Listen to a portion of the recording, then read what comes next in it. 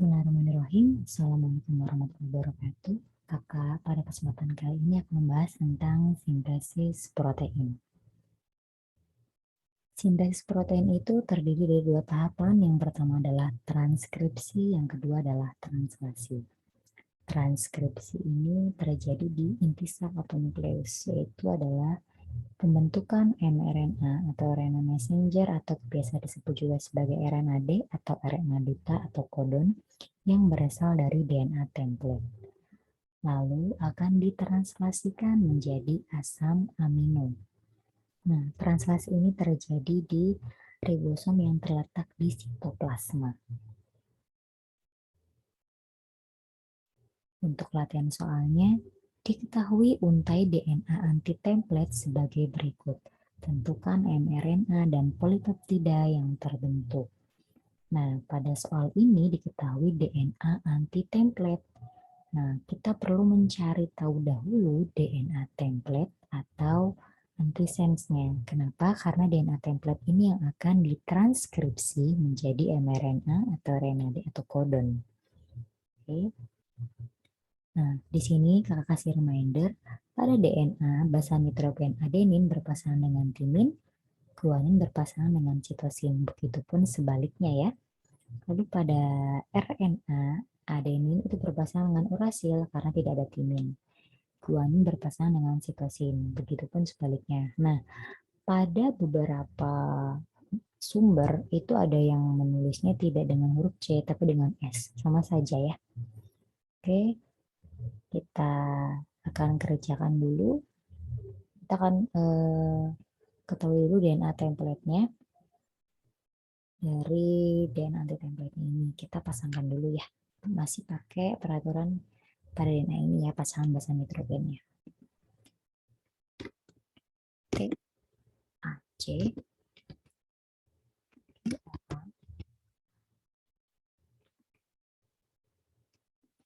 TCT CG A CT. Kita cek dulu ya supaya kita tidak salah. TAC GAA TCT CGA ACT. Nah, untuk kita untuk tahapan selanjutnya kita akan transkripsikan, yaitu DNA template akan menjadi mRNA atau RNA atau kodon. Nah, kita pakai peraturan yang ini ya. Nah, Kak, kalau T itu pasangannya dengan siapa? T itu berpasangan dengan A, ya. Nah, berarti di sini A, U, G, C, U, U, A, G, A,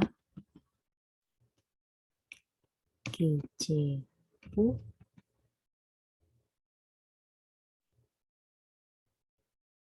U, G, A.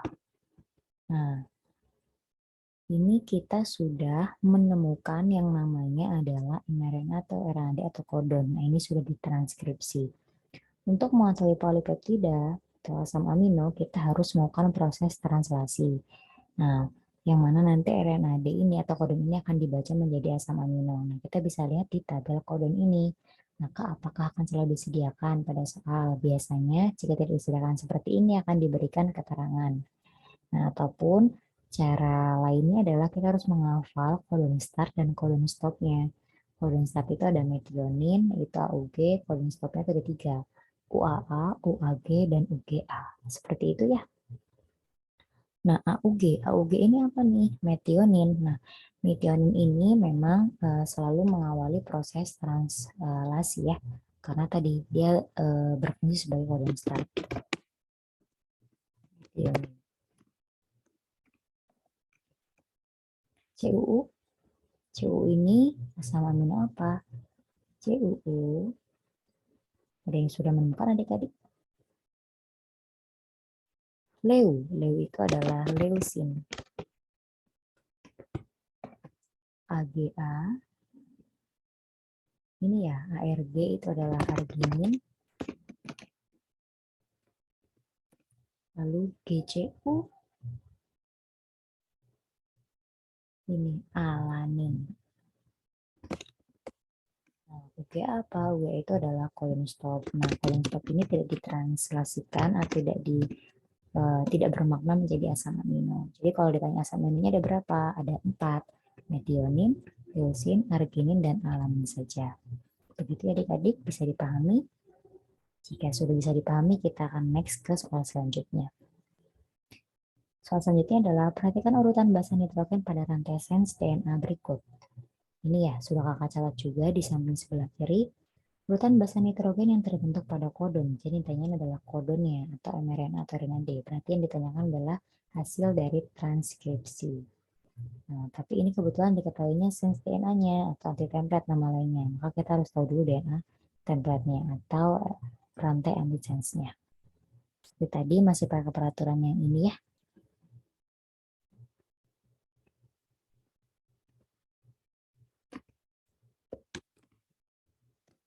C, A, A, A, C, T, G, G, A, T, G, G, C, C, G, A.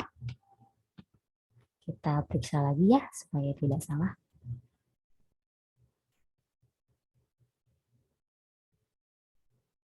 Oke, lalu kita transkripsikan, itu adalah dari DNA template-nya ya, atau RNA antisense-nya.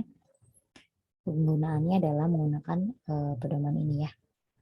A berpasangan T dengan A dengan U, C dengan G. A itu U. Nah, sebenarnya ketika kita mengerjakan soal nggak harus sampai selesai sih. Nah, kita sudah bisa lihat nih jawabannya sebenarnya di antara B ataupun C. Karena yang ada UB, UU itu adalah B sama C. Karena A itu. Karena, iya betul. Antara B atau C. Nah, selanjutnya ada apa nih? Tadi kan antara B dengan C. Lanjut ya, kita transkripsikan dulu. AC, GAC. Berarti sudah jelas nih jawabannya adalah yang B. Karena yang C itu adalah CUG. Karena kita sedang belajar, maka kita selesaikan dulu nih. Apakah betul sama? Insya Allah sih sama ya. C berpasangan dengan G, A berpasangan dengan U, T berpasangan dengan A. Cua, betul ya. G, G, C, U.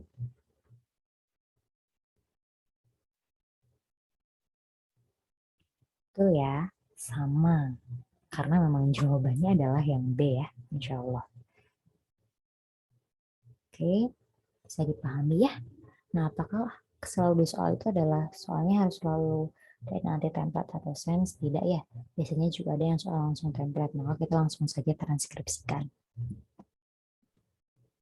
Soal berikutnya adalah urutan DNA adalah ATG, TTT, CCC, TAG. Sudah kakak tulis juga ya. Nah, di sini soalnya kebetulan adalah poin 1, 2, 3, 4 ya. Kita perlu ingat bahwa di UTBK tidak hanya soal pilihan ganda saja, maka akan ada soal seperti ini maupun sebab akibat. Nah, kita lanjut seperti biasa, kita tahu dulu DNA template-nya. Seperti di sini ada opsi jawaban transkripsi, maka kita transkripsikan dulu. DNA template-nya sama seperti tadi, pakai peraturan yang ini.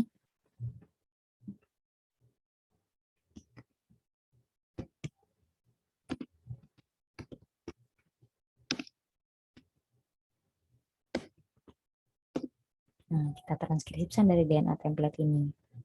Ya, peraturan RNA ini ya. Ini berpasangan dengan A berpasangan dengan U, B dengan C. A dengan U, B dengan C, A dengan U, T dengan A, B dengan C. Nah, di sini kita lihat hasil transkripsinya apakah sama. Nah, ternyata ada yang tidak tepatnya pada opsi jawabannya itu adalah di bagian ini. Harusnya UUU, di sini GGG. Maka jawaban nomor 4 kurang tepat. Kita lihat ya, adanya konstat itu AUG. Betul ya, karena konstat itu adalah memang selalu AUG atau metionin dan itu mengawali proses translasi nantinya.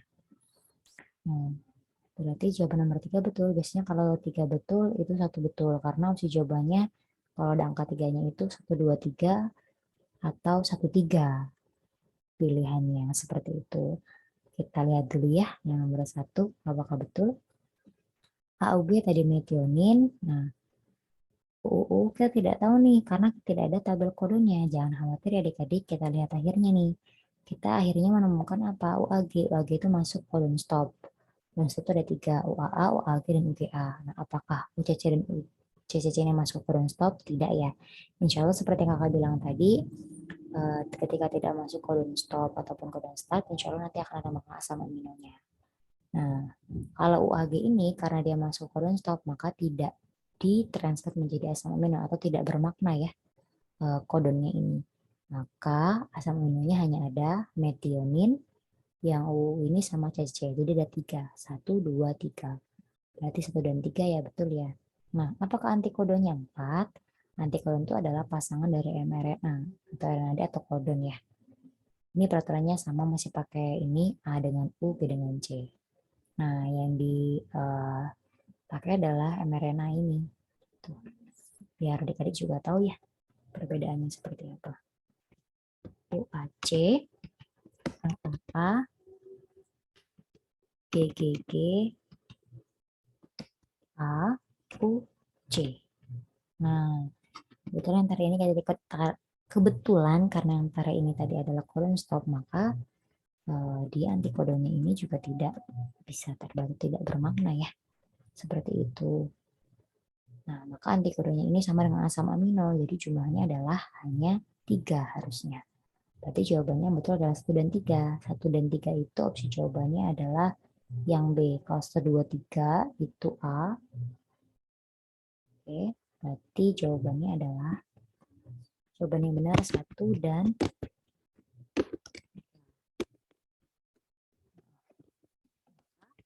B. Seperti itu ya adik-adik. Bisa dipahami ya, insya Allah. Oke, semoga bisa dipahami. Insya Allah waktu akan kita bahas lagi terkait soal-soal lain. Semangat untuk persiapan UTBK-nya maupun untuk persiapan ujian lainnya. Semoga penjelasan kakak membantu. Mohon maaf apabila banyak salah-salah kata. Tetap semangat, semoga sukses dan barokah. Assalamualaikum warahmatullahi wabarakatuh. Thank you for watching.